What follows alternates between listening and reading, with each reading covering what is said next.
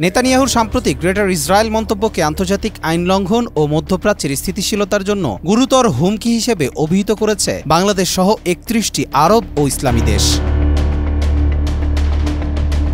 শাফাক নিউজের তথ্য মতে ১৫ আগস্ট প্রকাশিত এক যৌথ বিবৃতিতে জর্ডান, মিশর, কাতার, কুয়েত, সংযুক্ত আরব আমিরাত, সৌদি আরব, পাকিস্তান, তুরস্ক, ইয়েমেন, লিবিয়া, সিরিয়া প্রভৃতি দেশ এবং আরব লীগ, ওআইসি ও জিসিসির মহাসচিবরা একত্রে এ নিন্দা জানান।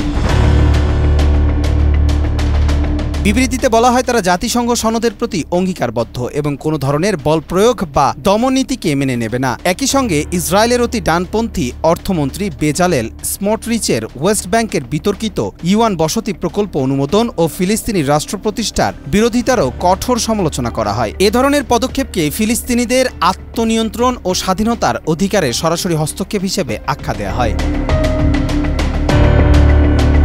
বৃহত্তর ইসরায়েল শব্দটি ইসরায়েলি রাজনীতিতে পশ্চিম তীর, গাজা ও সিরিয়ার গোলানহাট সহ ইসরায়েলের ভূখণ্ডের সম্প্রসারণকে বোঝাতে ব্যবহৃত হয়, যা কিছু ব্যাখ্যায় মিশরের সিনাই উপদ্বীপ ও জর্ডানের কিছু অংশ অন্তর্ভুক্ত রয়েছে।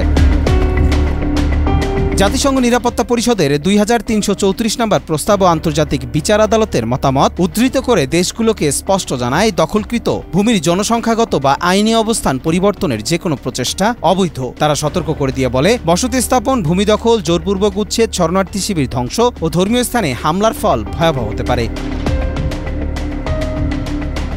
গাজা পরিস্থিতি প্রসঙ্গে বিবৃতিতে ইসরায়েলের বিরুদ্ধে গণহত্যা, জাতিগত নিধন ও ক্ষুধাকে অস্ত্র হিসেবে ব্যবহারের অভিযোগ আনা হয়। দেশগুলো অবিলম্বে যুদ্ধবিরতি, মানবিক সহায়তার অবাধ প্রবেশ ও অবরোধে প্রত্যাহারের দাবি জানায়। পাশাপাশি আন্তর্জাতিক সম্প্রদায়, বিশেষ করে জাতিসংঘ নিরাপত্তা পরিষদের স্থায়ী সদস্যদের প্রতি আহ্বান জানানো হয় ইসরায়েলের ওপর চাপ সৃষ্টি করে ফিলিস্তিনিদের নিরাপত্তা ও স্বাধীন রাষ্ট্রের অধিকার নিশ্চিত করতে।